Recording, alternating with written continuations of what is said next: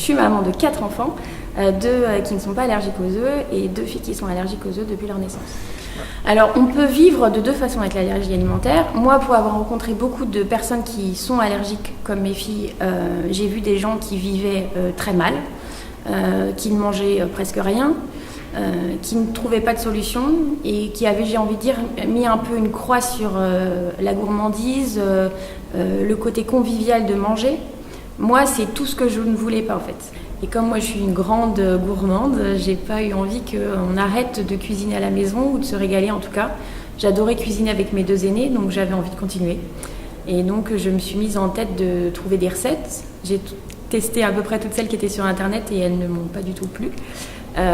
Donc je me suis dit va falloir s'y mettre soi-même. Et donc j'ai créé mes propres recettes au fait.